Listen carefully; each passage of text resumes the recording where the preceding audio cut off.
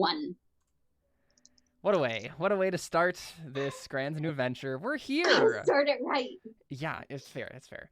I just imagine if you would have started Terra Nullius like that, Emily, how I would have just been like, what? Like, this girl, why would she do that? That she just seems so out of character for her. But I know better now. So I know better now. So we're here and we are starting something new. It's the start of something new here at It feels so right yeah, to be here with exactly. you. Yes, thank you. We are going to start a Burning Wheel campaign, which I am so excited about, as all these nerds know, because Burning Wheel is my favorite game of all time. Really? So here it is. Here is the Burning Wheel. You guys all have access to that PDF. Let me know if you need the link again. But don't feel like you have to read the whole thing front to cover. That's totally fine. I know Emily will, but I know the rules inside and out, and so I'll be able to help as we kind of ease into this and figure out what in the world this game is about. So as you can see, we have our lovely players. We have Seth, we have Emily, we have Alyssa back from Terra Nullius, and of course we have Carly of Anno Domini and Elysian Road fame. And because Jordan is kind of not as free as he was before he started college, because he's a what's the term I'm looking for? College student? No, like it's like a like learning boy. Busybody. I was thinking something like I mean, all of these could work. I was thinking something along like a playful term, like I want to say big boy, but not that, right? Like another playful term that means like he is like a grand, like he's an adult? No, because that sounds insulting, right? Like that's not what I mean. What I mean is like he is. You know what? It doesn't matter. Let's just putting on his grown-up pants. I don't know. Something I don't know. Like he's the grand poobah of all knowledge now. Something like that. I'll go with that. Grand Poobah of all knowledge. Yeah, the Grand Poobah of all Jordan's knowledge. name now. Yeah. I'll let him know. I'll message him on Facebook right now. Let him know who's Grand Poobah of all knowledge. All right, sounds good. Yeah. Because he's busy and he has lots of stuff on his plate, we're gonna all kind of alternate here. We're gonna do most of the time every other week, Terra Nullius, and then on the off weeks we're gonna do this little number. We're gonna do some Burning Wheel, and I'm pretty excited about it.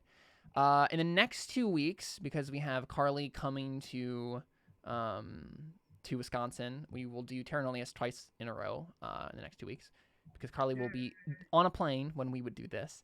But barring that, I think that's the way this is going to shake out. So what is Burning Wheel, you ask? Burning Wheel is a role-playing game about suffering. Which is why Caleb loves it so much. Which is why I love it so much. It's about characters, really. It's about characters changing and growing and suffering and doing great things and doing horrible things. But mostly suffering. It's about people who are important to whatever story we're creating and the interesting things they get up to. And it's about watching them change over the course of time. So we are going to do an episode 0 here. As you can see, the name of our campaign is not New Campaign. But we don't know what it's going to be called yet because I don't really know what the vibe of this campaign is yet. And so I want to kind of get a feel for the setting, the tone, and the characters before we kind of settle on a name. I think I'm going to use the background though, and I like the font that I chose. All of that I think is going to stay the same. But yeah, we haven't figured out a name yet.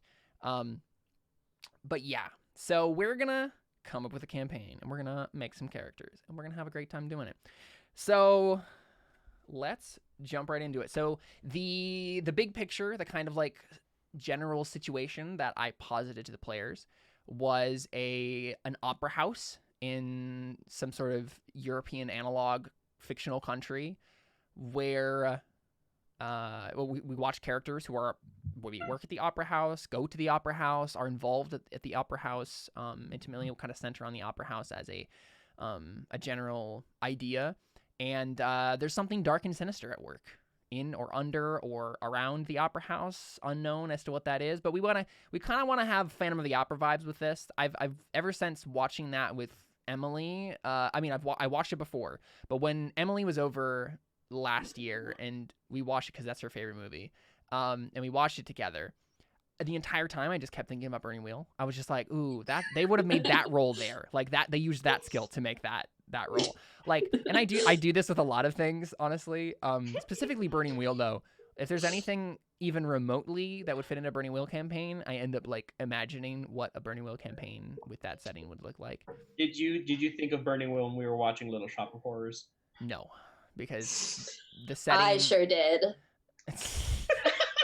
Well, because the setting doesn't make any sense for it. I think I thought of the musical RPG that I'm making though, for sure. I definitely was like, oh, that character would have been that playbook and stuff like that. But yeah, it's usually for like historical stuff. I usually think of Burning Wheel. But yeah, so I want to real quick make sure that everyone is still on board with that as a campaign concept, or whether or not we want to alter it in any way, shape, or form. What are we thinking about it? So what I'm hearing is that we all need to stay away from the opera house and just not go anywhere near it. Yeah. Yep. What if we mix this with Japanese monster movies and had it Phantom of the Mothra? I would like to create a character that kills Seth's character. Definitely a possibility. The thing about Burning Wheel is that your characters don't have to be friends. They definitely don't. Well, to be fair, they're not friends. They're not friends in Terranilius now. They started off as allies. Are now. Some of them. Minus No, Seth's well, character. there was a point in Terranilius where they became friends, and then since then it has all broken down and changed. I would say that Ari and Raya are friends. Are friends now, and so And is they Darius. hated each other at the beginning of the campaign. It's true. Actually, we didn't hate each other at the beginning of the campaign. That's it was like true. halfway about It's like season episode 1. 6, yeah. Anyway, we're not here to talk about Terranilius. Anyways. Yeah, is that still the campaign concept we're kind of into? Sure. Sounds good to me. Yeah. Yes. Just don't make me sing. No, you do not have to sing. Don't worry. I won't put you through that again. But can we? Yeah, I guess. It's not going to give you experience points like it would in my musical RPG. So don't expect you're going to get anything out of it. But Excuse you, I'm gonna get a record deal out of this. There you go. Leave all you fools behind. Sorry, I forgot about that. Yeah, of course. Yeah, okay. So that's kind of like the general concept we're kind of going with. So now we're gonna kind of work through So I have the second book of Burning Wheel, which is the Burning Wheel Codex, and it has a whole bunch of like questions, advice, procedures, and things like that to help you come up with a campaign idea and make characters and make an interesting setting. So we're gonna kind of work through these questions as we go, and figure out what style of Burning Wheel campaign we would like to do. So first, let's talk about. Actually, I'm gonna flip to a different page here. Let's talk about. Where is this page? It's a page that talks about the type. Yeah, running the game. Here we go. Yeah, situation. Okay. So, let's talk about this a little bit. So, there are 3 general situations, broadly speaking, that work well in Burning Wheel. So, first you have the quest. So, right, like classic quest, throw in the ring in Mount Doom, that sort of thing, that can work well in Burning Wheel. It sounded like you said, throw the ring in Mountain Dew. Yeah, throw the ring in Mountain Dew. Yeah. I mean, that would not be a very difficult request. I mean, it would in a medieval society. Grab the Mountain Dew. Exactly. You have to. Where's my Mountain Dew? Exactly. You also have the struggle. In a struggle, our protagonists face overwhelming odds against which they must fight. While at first it may seem the protagonists fight for survival or self-interest, ultimately they fight to change the established order. Revolutions, war of successions, and wars of resistance are all classic struggles. That's another thing that Burning Wheel does really well. We did this for Crow Inquisitor Season 2. It was like toppling the church sort of a thing. And this is the one that I think we're going to do, but I want to make sure we're all on the same page here. Intrigue. Intrigue is perhaps the most subtle and least glamorous of the 3 archetypes, but honestly, I think it's my favorite. An intrigue unfolds within a social or cultural structure.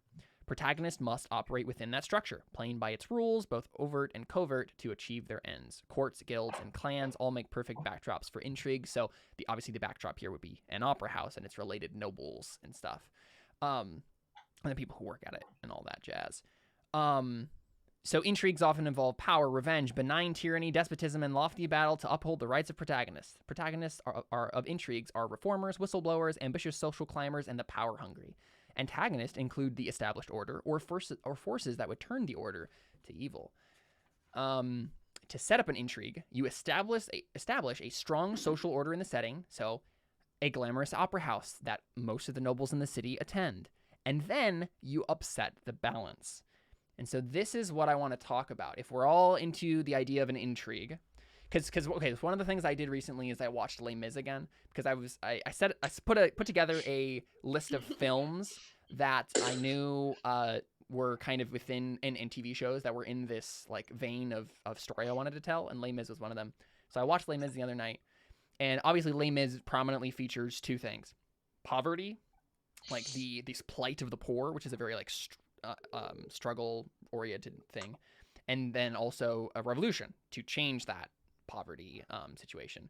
And so my first question, I think, to you guys is, do we want to stray away from any sort of grand struggle or ideology sort of thing? Do we want to focus on like just the inner machinations of like nobles making alliances and stuff? Or do we want to have some sort of thing in the setting? There's like, a war going on, a revolution going on. Do we want anything like that at the beginning of the game? Obviously something could develop in the middle of the game, but do we want anything of that sort, Les Mis style, in the game? What are you thinking? Or do you want to focus like small first? Small first might be better, just if anything, just to get our grips on what's even that makes happening. sense. It could definitely come up, especially with like what my idea is planning on being. It'd be interesting to like see what it's like to be in the middle of these two worlds, quite literally.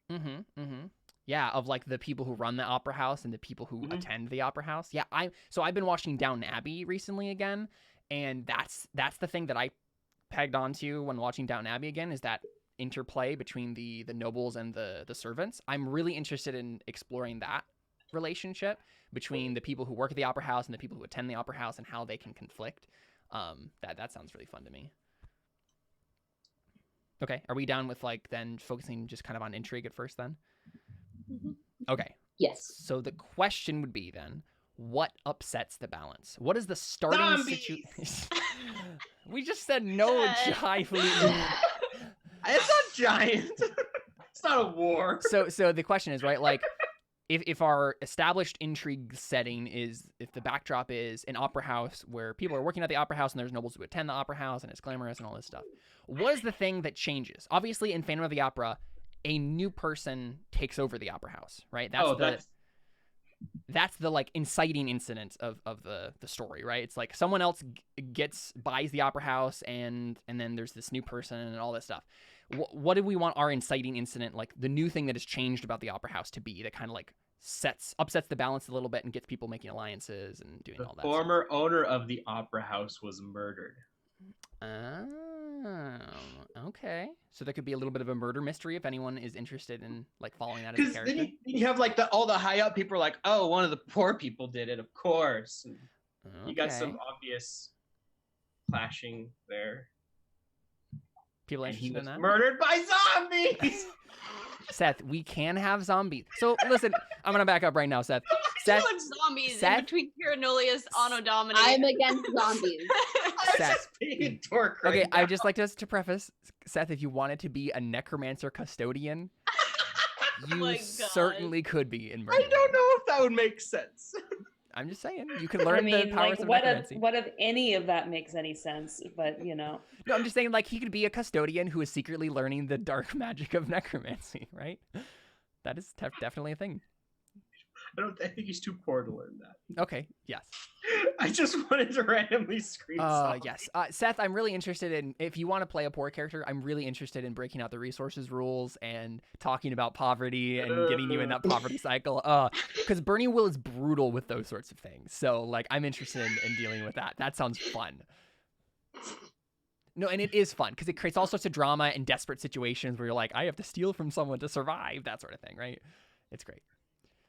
Yes, excellent, lovely. Is everybody down with murder of the previous owner as the inciting incident? Sure. Well, so how closely to that initial starting point are we beginning the campaign? Like, has the murder just been has the owner just been murdered? like when we start the game, or is it like it's been a week and now there's a new owner who comes in and like people are asking questions and like what kind of, how in media res do we want to start? I like the idea of it literally the opening scene being it happening. Yeah. Yeah. Because there's a lot of interesting things that can happen just from that figuring out what happened. Situation. Mm-hmm. Yeah. And maybe someone chaos. Maybe someone implicates themselves unintentionally, like that sort of thing. Yeah. Well, there's a lot of chaos. Like, well, who we need to get this. We can't just stop. Like, we got to keep running. Yeah. I'm interested in that. They were murdered in the middle of a performance. Exactly, Yes, of course. exactly. Duh. Why would we have it be like, and the opera's just closed, and then he gets murdered in a back alley? It has to be like sniped, I don't know, like maybe sniped or backstabbed in the middle of the performance. Absolutely true. Or he was found the next morning, like after the performance, he was found the next morning in the back alley, like in an equivalent. Or no, he's found on the stage after a successful night at the opera house, and like the actors find him. Or something. I don't know. Yeah, I mean, all of these could be interesting. What do we think? Yeah, let's hash it out. Like you mean like behind the stage, or like he's on the stage like during the performance? He like, he like goes up to like introduce the opera, and then he just falls over dead from poison or something. That could be interesting. Cool. I think so. My personal like thing that I'm kind of leaning towards, and it totally doesn't matter, you know, we can not do this, but I think it would be most dramatic and most interesting to have it be like smack dab in the middle of a performance, he gets stabbed and then like falls from a balcony, right? Like, and then it's just the most dramatic possible, and everyone's just, it will go crazy. And right, some of us could be audience members, right? We could exactly. be part of of it, you know. I like people that work there, like either that or poison lets it be that anybody could have done it. You like True. There's no one safe, because it's like if you're stabbed, well then everyone, you can just look around and see everybody who is holding a knife, who has blood on them. Yeah, right. Or like who is performing right now. Obviously it wasn't them, but if it's like poison, it could have been right. Yeah, it could be like he feels over from poison and falls over the balcony. Yeah, that's why poison. And I'm interested in that. like, right, at first everybody thinks maybe it's a heart attack or something, right, and then exactly. later like the detective finds out it's poison. Okay, and so there could be a very prominent detective character. If someone wants to play a medieval detective, like a copper trying to figure this out, that could be really interesting. A constable of one sort or another. That sounds really cool. fun. Okay, yeah, are you down with that, with the starting situation then? Yeah.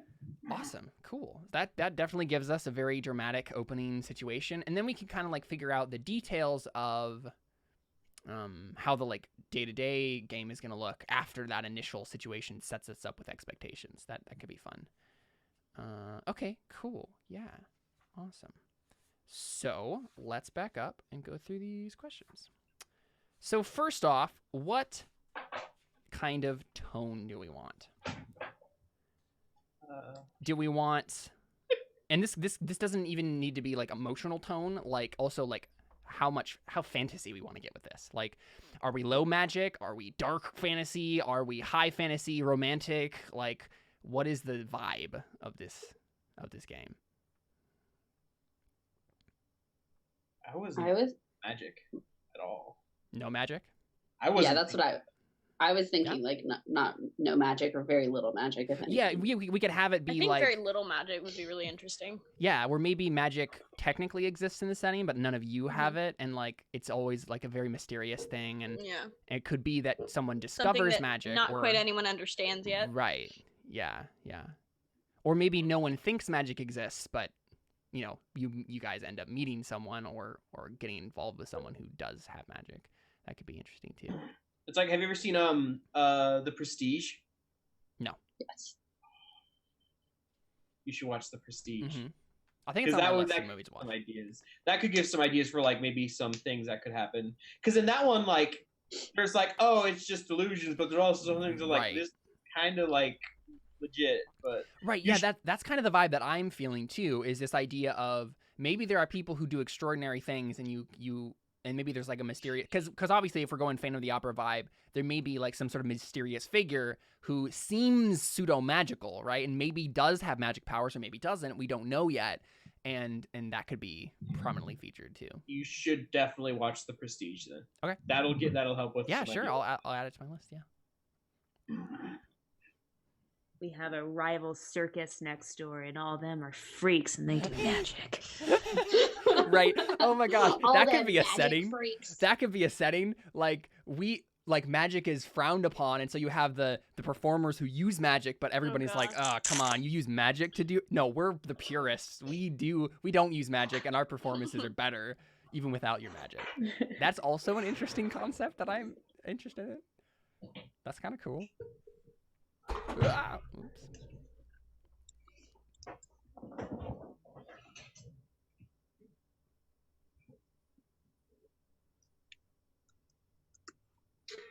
What are we thinking? I'm thinking I'm hearing noises. I think it's my mic stand. Oh, okay. Any other specifics you want to nail down with that? I don't think we. No, I think little magic sounds fine. Mm-hmm. Okay. It might end up just being like, oh, this is just science that people don't understand, Right. and it looks like magic. Okay, yeah, so we can just assume no magic and then possibly some low magic at some point. Okay. Okay. Yeah, all right. Another thing to posit then is, are there other races? My usual inclination is to say no in Burning Wheel because I really like the human-centric, like, historical stuff. But technically, there are all sorts of different races that have life paths and things in the Burning Wheel rules. So you have classic elves, dwarves, orcs, trolls, rat people, giant wolves. I like to call them rodents of unusual size. Yeah. They're called rodent, but yes. Dark elves. There's other things like that. Do we want anything like that? Do we want myths about those things? Do we not want any of them involved? I think myths about them could be cool because, like, just like having very little magic, like maybe like no one thinks they're real. Maybe they are, but no one like has confirmed anything. Right. So maybe, and we haven't confirmed this yet as players.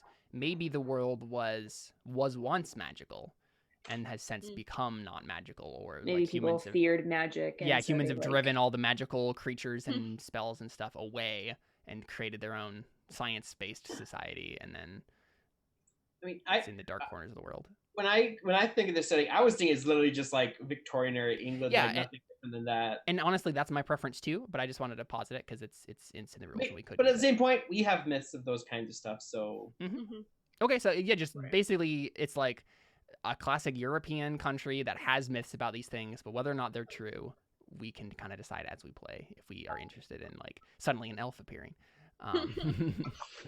Yeah. Okay, cool. Yeah, I'm into it. Sounds good. So how are we thinking in terms of tone, like dark to light, like emotional overtones sort of thing? I mean, I want to cry every single session. So, yeah. Okay, sure. Yeah, I can provide that for you. No. So your character dies again. So it sounds like obviously this is going to be dark somewhat, obviously, because it's. I would like the tone to be lavender. I was gonna make a joke like that earlier, but I decided not to. I'm glad to know that. Yeah.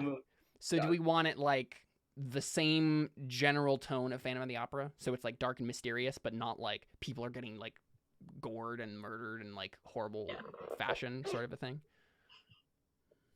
So if someone gets murdered, it's like they get stabbed in silhouette, and we don't see them actually, bleed all over the place. That sort of thing. Everything in silhouette. Yeah.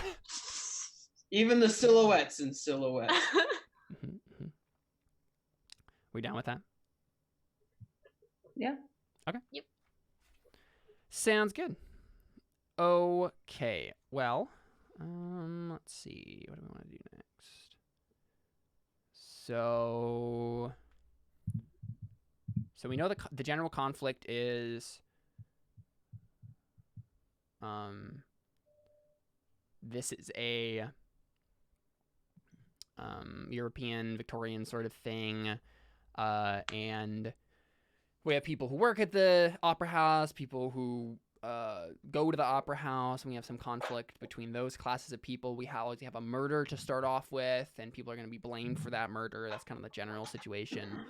I guess let's turn it to this. What kind of characters are you thinking of playing? Now that we've kind of established a general situation, does anyone have any ideas that jump out to them? Alyssa, do you still want to do the idea that you had? If you're down, yeah. I am.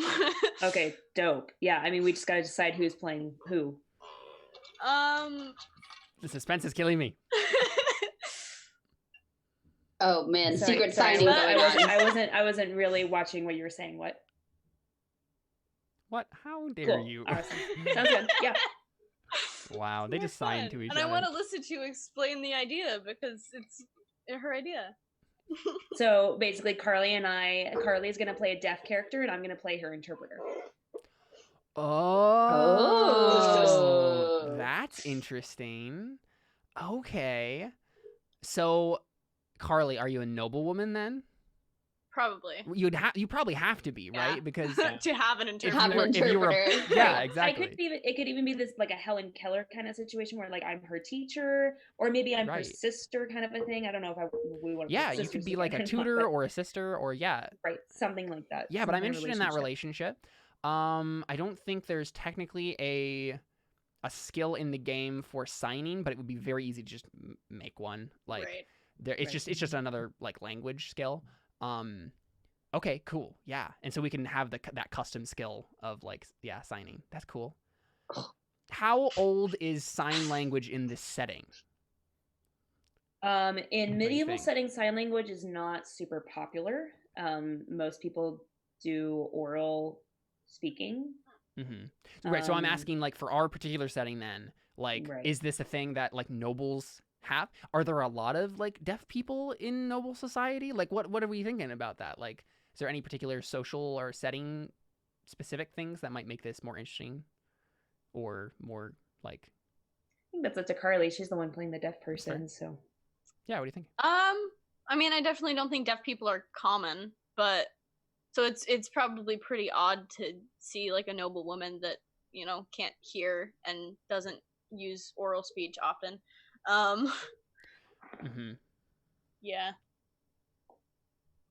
that's what I would think too, because usually deaf people, like just speaking realistically in this time period, are usually either like they're actually cast out as children, so they just like die in the alleyways, or they're hidden away for the rest of their lives and just become like servants. Exactly. Yeah. Whereas so like maybe Carly's like out, you know. Right. Like, so that's another question to ask, right? Like, what is that relationship like? Like between you and your family? Like, were your family just benevolent and they decided not to like do that to you? Have you been cloistered for most of your life, but you've recently come into noble society? Like, I think there's a mix of like I just generally had a good family, and like I was the only child they were able to have, and so like they didn't want to like just shut me out or like so maybe they had a hard time having children for a long time, and then they finally had you, and they were about just like and then they finally found a teacher that would actually like okay. So my suggestion to you, Alyssa, I think this might be interesting.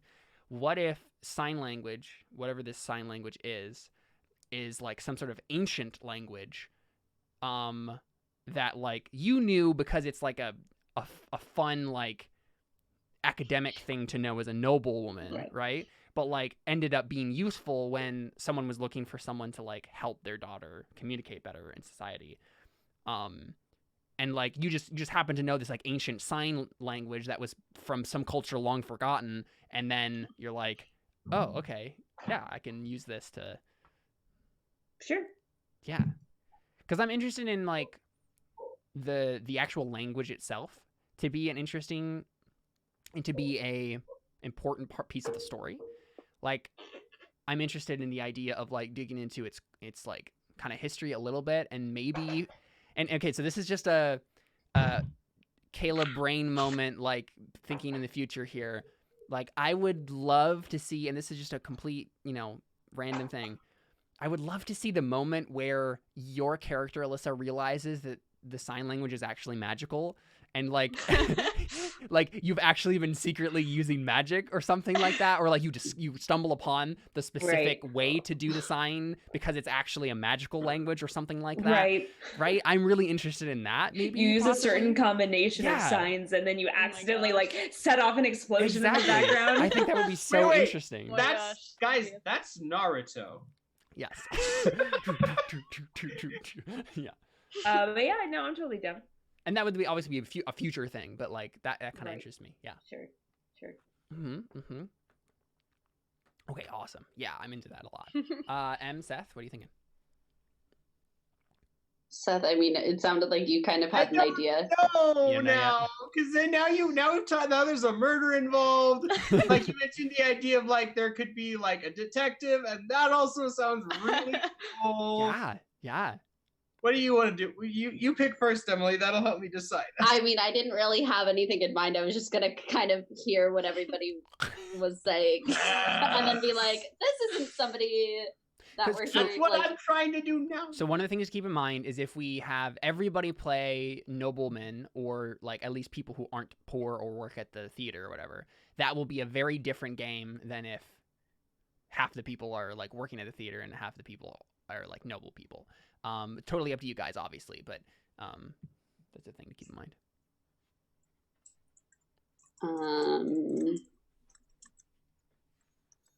I was thinking that maybe I could be like a company member in the opera. Mm-hmm. So it's like I'm not the star, I'm not an understudy, I'm just like yet a company member, and I'm like I'm fine at dancing, I'm fine at singing, but I'm not a star. Yeah. I'm into that. Okay. I honestly takes a fancy to you and makes you the star. Oh my gosh, do I need a magical voice who teaches me to sing? See, I knew that Emily was going to end up playing this character no matter what happened. So, yep. I just knew it was inevitable. There was no way this wasn't going to happen. What? No. Emily, there was no possible way that you would not end up playing Christine. Let's be real about it. No, stop. Okay, but yes, I'm into that character a lot. Yeah, for sure. Well, then here's my question. If I end up playing the janitor or a custodian of sorts, what would happen with the detective? Obviously there would be NPCs that would probably like try to figure it out, and you guys would prominently feature in their investigation, most likely. I really want to play a detective. Yeah, no, Seth, if you're into it, just do Seth, it, man. play the detective if you want to be the detective. It would be really interesting to play a poor person too. Mm-hmm. How would it play differently? Seth, you know what could be cool is if you were the janitor, and then like when the detectives come in, like you're like, oh yeah, you gave them like a tip or something, and they're like, that's good thinking. And then they brought you onto the case. You get apprenticed by the copper. What if? Okay, wait. So how would it play differently? Just out of curiosity. Okay, so if you were a custodian, honestly, I would probably suggest that you have some sort of dark secret. That is what my suggestion would be, to make this like not necessarily that you were the person who murdered the guy, but rather you're definitely the sort of character who could have murdered the guy. Because I think that would center the action on your character being suspicious, and then you trying to like dodge that suspicion. Because if not, then your character would very easily be dismissed as a custodian, and then would just kind of do his own thing the entire rest of the game. If you were the copper, if you were the detective, then obviously the game would very much center on the murder mystery more than anything else. That's what the game would be about. Okay, we don't necessarily want to do that. It's totally up to and that's the initial thing, right? Because it could just be like the murder mystery is figured out, after a couple of episodes, and then you move on from there to some larger situation. Figure out there's other shady stuff. Exactly, right? That could be an easy jumping off point. Yeah. Honestly, I could see it going either way, but my one suggestion would be not playing a custodian that doesn't have some sort of other thing that they're about, except for just being a custodian and a poor person. My interesting fact is that I'm poor. And like we could make a game, I guess, about you being a good guy and then getting victimized despite that, but you would have to be suspicious. Like someone would have to suspect you in this to like bring you into the center of this initial starting situation. Okay, I have another idea. What if the character I played, kind of like wait, I don't know who said it. The idea of like them coming on because I like give them a tip. What if I'm like a down on my luck, like private investigator, and I have so I can come in with like the whole I'm gonna try and solve it, but I'm also like I am dirt poor and I need to like I'm you totally need to solve this case. Yeah, best of both worlds. Yeah, a prominent nobleman hires you, like whoever is the like co-owner or like the next person who'd be in charge of the family or the opera, like hires you. Maybe because you once were an old friend of them or something like that, and they're like, I know you've been down on your luck. Here's a chance to like redeem yourself. That could be an interesting arc. And to if possible, this could be interesting too. It's to get me by while I'm trying to solve the case. So maybe I start work as a janitor so I can get close to people. Right. Yeah. To get in to try and figure out what happened, I start working undercover as a janitor. Totally, yeah, man. I mean, janitors you are can the talk invisible. To all the actors and everything. Yeah, yeah. Like you can hear everything and not be noticed. Yeah.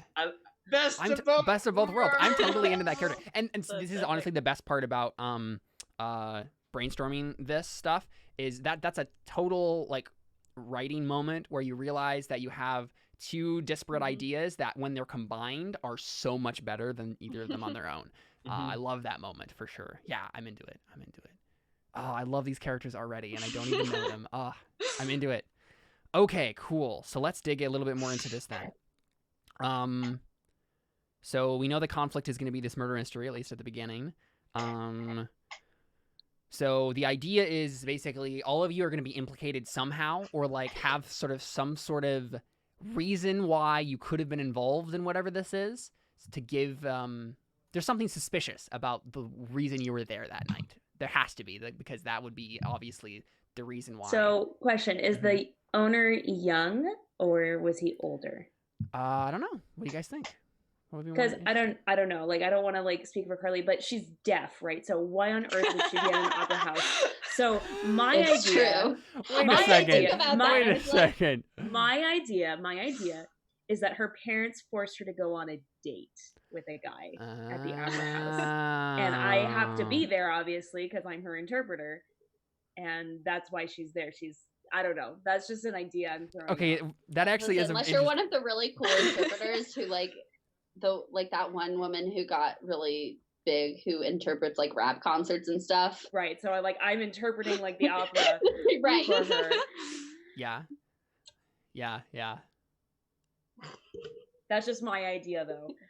Yeah, that would be super interesting. Okay. Since you're like out kind of. Yeah, no, I'm interested in that. Yeah. You know that, Carly? Yeah. And that gives us already an interesting character, and I already kind of know who he is in my mind. Like, yeah. Perfect. Yeah, because I honestly didn't think about that. Like, why would a deaf person be at an opera house? But I think it's a combination of three things, right? Like, one, obviously you can still watch the opera happen, and there's cool things that you can see on the stage. Two, you're on a date. Three, I think, I'm interested in that idea of like Alyssa's character being such a good proponent of this language that like she can make it come alive to Carly's character even despite not being able to hear it. And I think that's because it's totally magical. Okay, all right, awesome. Cool. Let's see. Who opposes the goals of the characters? Obviously, let's see.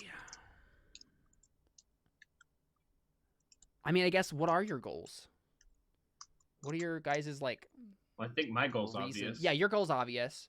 Emily, is your character basically going to be like, I want to be a like more prominent member of the opera? You're ambitious, or do you not care about that? Do you care about something else? I'm trying to decide that. And I was thinking, I was like, I'm not trying to be Christine. I'm trying to be Meg. Meg Chérie. Okay.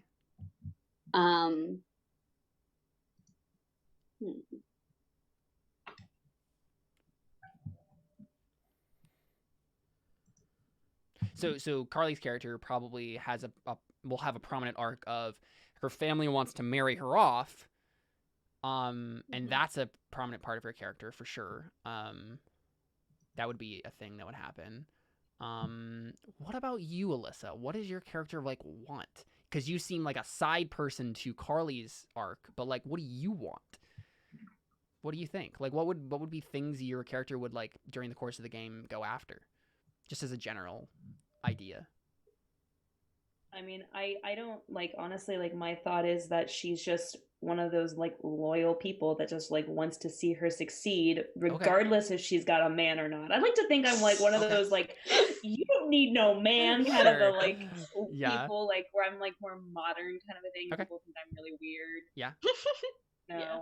Okay. Yeah. So your goal is to help your sister succeed, but not necessarily in the way your parents want her to succeed. Yeah, well, I mean, I don't think we're sisters. I think I'm just like... Oh, you're just going to be the two... Right. Of hers. Maybe just like a couple years older than her type of a thing. Yeah. Maybe like 10 years older or something like that, where like, you know, I learned the language and then came in, taught her at a young age. Yeah, and especially if you're going to have academic life paths, you would definitely be older than Carly's character. Right. Because those take a long time. Yeah. Right.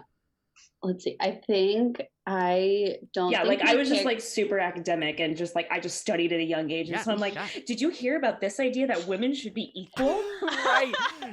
Of course, you've read all the philosophers on like the new ideologies such as communism and feminism. Perfect. Yes. I don't think my character necessarily wants to be the star of the opera, but I think she just has never really been excellent in anything in her life, and she's just trying to be excellent at something. Okay. So whatever that ends up being. Yes. Okay. Sweet. And if that ends up being the star, then that's fine, but that's like, she's not like an antagonist to all of the characters above her, like, I want your role or anything. Yeah, okay. I'm trying to make a friendly character, okay, to play for long term. And okay, so word of caution with Burning Wheel, your character will change. They will have to. So like you'll have this original concept. Do not expect this original concept to still be who your character is in 10 episodes. Okay. Yeah. Of course. Yeah. It's That's true. all. True. Yeah. Yeah. They'll definitely grow and change for sure. So. But I'm interested in the start, and that is a starting state for that character, definitely. Awesome, yeah. Okay, cool. So we have some ties that bind you guys together. Are there any other ties that you guys can think of between these characters that might be in your guys' history that would give you reasons to already know each other? It doesn't necessarily have to be the case, but if anyone has an interesting tidbit, like someone... Would I have maybe known... the only person I could think of was maybe I'd known Alyssa's character, but I'm not sure. Okay, so question. Are you a nobleman, or are you just like a... I'm like next to dirt poor, so probably not. Right, but are you a disgraced nobleman who is now dirt poor, or are you like... were you a peasant? Were you like what? What are you thinking?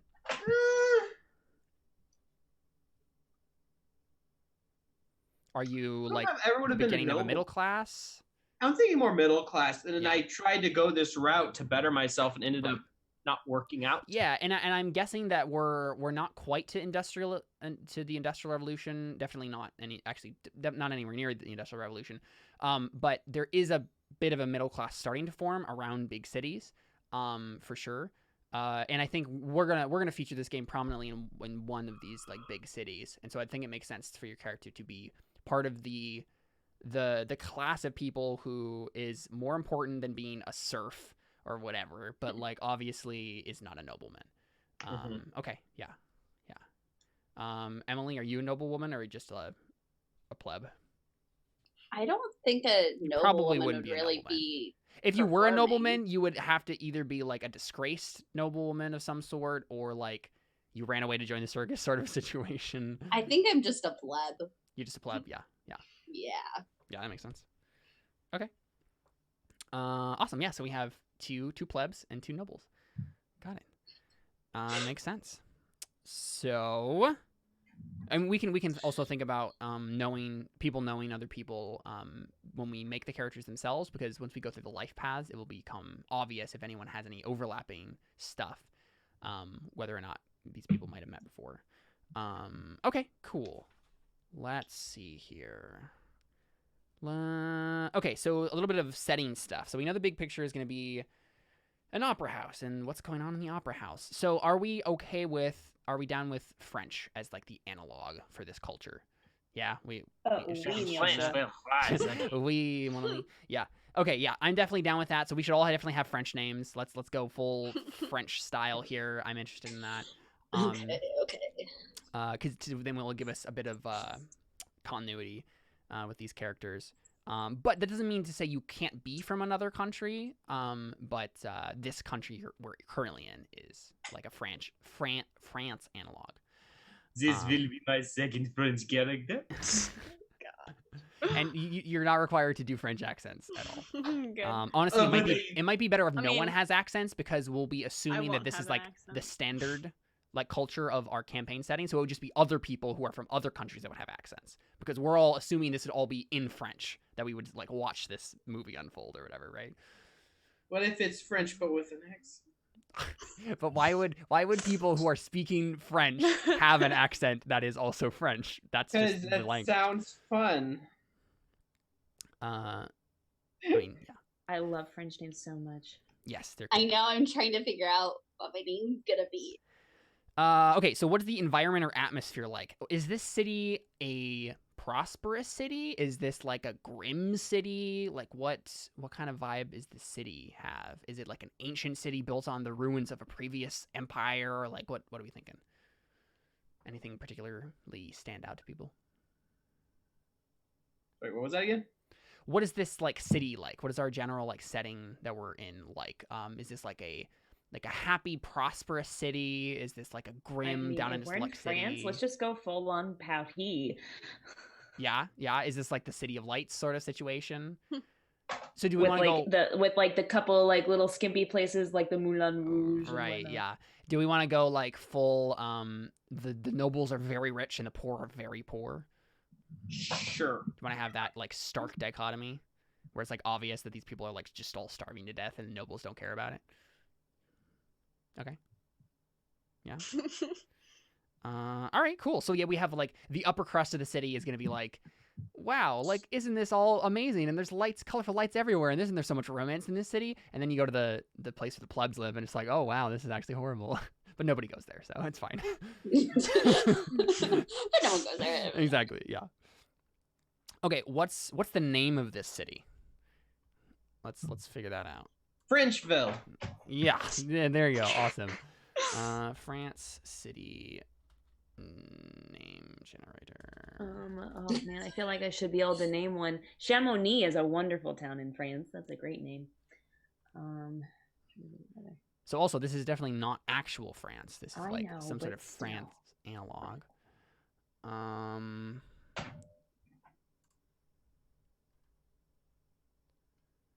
I need like French town names, not like French people names.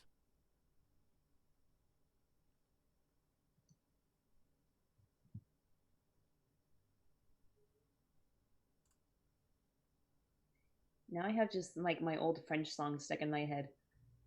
Y'a un chat dans la grenier.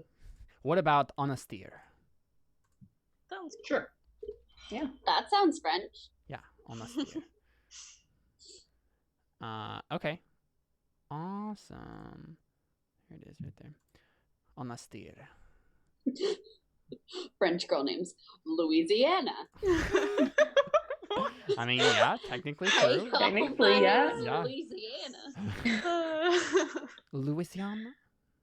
I don't know how you'd actually pronounce that in French. Yeah, okay. I don't know how to pronounce any of these things. post if you have one that you're thinking of, post it in chat, and we'll help you try to pronounce it in French. I'm saying I could probably help. I did take 4 years of French. Yeah, I just don't remember anything. Yeah. Anasteire. I just remember un peu. A little. And maybe that's not how that'd be spelled. I'll figure out how to spell that before we start. But pronounced Anasteire. Okay.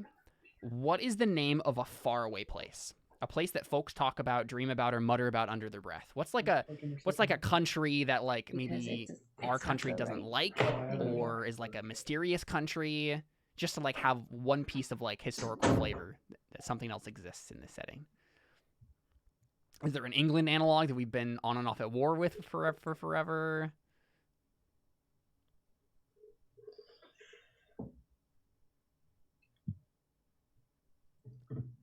You don't have to come up with a name, but just like, what are we thinking for like maybe a general? I'm just going through like the questions in the burning setting here.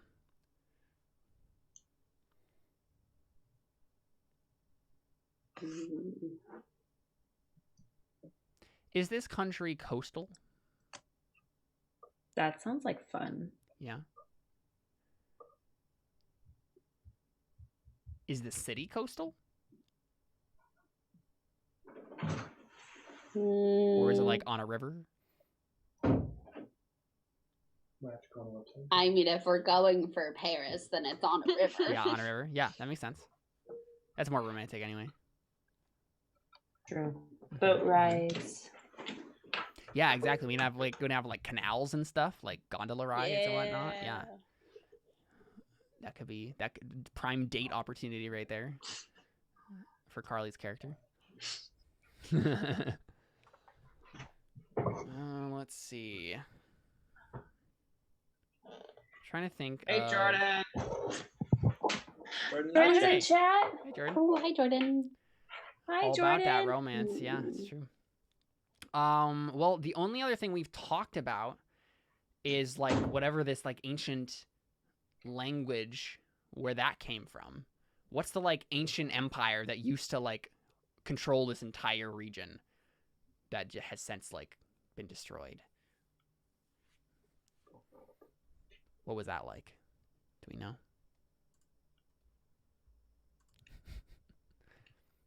Just like pull any sort of like stealing from a movie out of a hat right now. I can totally do that.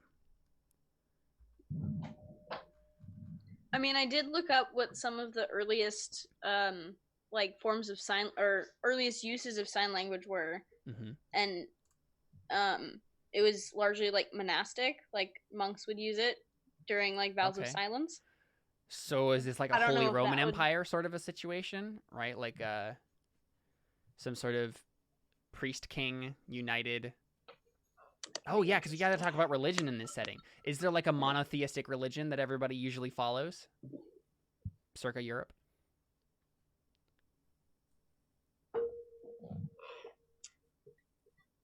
Probably. Yeah, do you want to just like go standard, like there is like a one god that usually people, they disagree on who he is, but like, you know. Sure. Yeah. Okay, that's probably all I need to know for now. So there is a monotheistic religion that exists in this setting, and a long time ago, there was a guy who was a proponent of that religion, and he was like a priest king who like united a whole bunch of tribes and countries under his banner, and he had like an ancient empire. Sounds good. I'll come up with more details about that. Yes, Jordan, you are the grand poobah of all knowledge. Yeah, of course. I mean, it's just, you just are. Okay, we've already talked about magic and races. Let's see. How does the economy work? Is this like feudal society still? Like any dramatic changes from the normal like medieval fare?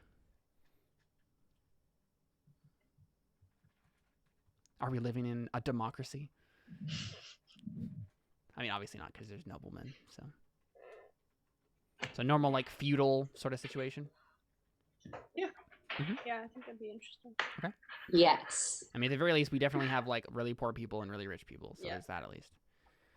Okay. Awesome. Let's see. Is there anything else I need to figure out? Jordan wants us to have a dictatorship. Democratic dictatorship.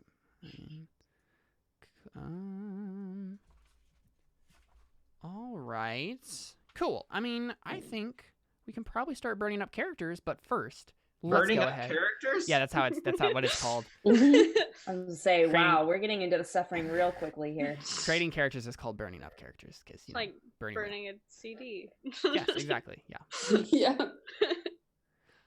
Okay, cool. Yeah, so we'll start on that, but first we'll go ahead and take a quick break, come back, and then make some characters, and I'll walk you guys through the character creation. And as we do that, way more details of the setting and the relationships between your guys' characters are going to come out for sure. So, all right, stick around. We'll be right back with a new campaign right after this.